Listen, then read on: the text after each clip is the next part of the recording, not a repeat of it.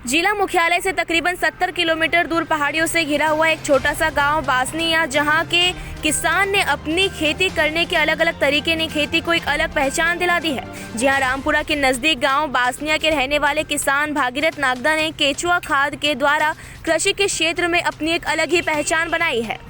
इस किसान के द्वारा गेहूं, चना, मक्का, पपीता, संतरे के अलावा औषधीय फसलें जिसमें अश्वगंधा का शानदार उत्पादन करके एक अनूठी छाप कृषि जगत में छोड़ी है। इनके द्वारा अश्वगंधा की खेती में लंबाई में 4 फीट तथा वजन में लगभग 80 से 130 ग्राम तक की अश्वगंधा निकाली है। साथ ही इस फसल में पानी भी बहुत कम मात्रा में लगता है तथा जैविक का बाजार मूल्य 50 से 70 हजार रुपए क्विंटल बिकती है। किसान भागीरथ नागदा का कहना है कि यदि किसी किसान के पानी कम भी हो तो वह अच्छा उत्पादन एवं लाभ कमा सकता है।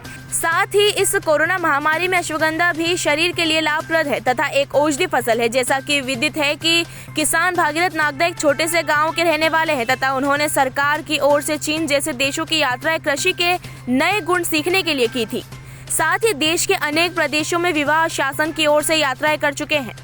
हाँ, ये अश्वगंधा की खेती में पिछले साल से करने लगा तो मेरे को ऐसा लगा कि भाई ये खेती अपने को कुछ न कुछ लाभ का धंधा बन देगी, तो मैं इसको ऑर्गेनिक खाद के माध्यम से, जैविक खेती के माध्यम से कर रहा हूँ। तो ये रूट का लंबा होना मेरे को यही लगता है कि ये वर्मी कंपोस्ट का कमाल है।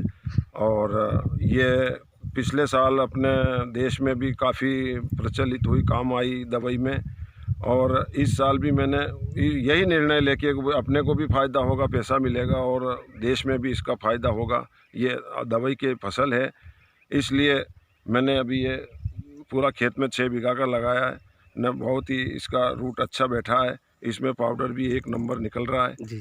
तो इस तरह से मैं किसानों को, आम जन को भी, सभी को ये कहना चाहता हूँ कि भाई सभी लोगों को इसका फ़ायदा मिलेगा और इसका फ़ायदा लेना चाहिए। और दूसरी खेती के साथ साथ इस फसल को भी आप लगाएं, इससे निश्चित ही आपकी आय दोगुनी, वो दूसरी फसल से ये डबल होगी साहब। ये इसकी आमदनी डबल से 3 गुना भी हो जाएगी अगर आप जैविक तरीके से करेंगे, तो नहीं तो डबल तो निश्चित ही है। और इसका भाव भी, बाज़ार मूल्य भी अच्छा मिलेगा। तो ये एक किसान के लिए हित की बात है और बहुत ही बढ़िया किसान के फ़ायदे में ये कोरोना में बहुत ही अच्छी पिछले साल काम किया इसने और अभी भी कर ही रही। अभी कोरोना आया तो इसी का काढ़ा वगैरह लोग पीते हैं और काढ़े में भी डालते हैं, उपयोग करते हैं और इसकी पत्ती का भी उपयोग करते हैं। रेली देवली से मोहन नागदा की ये रिपोर्ट।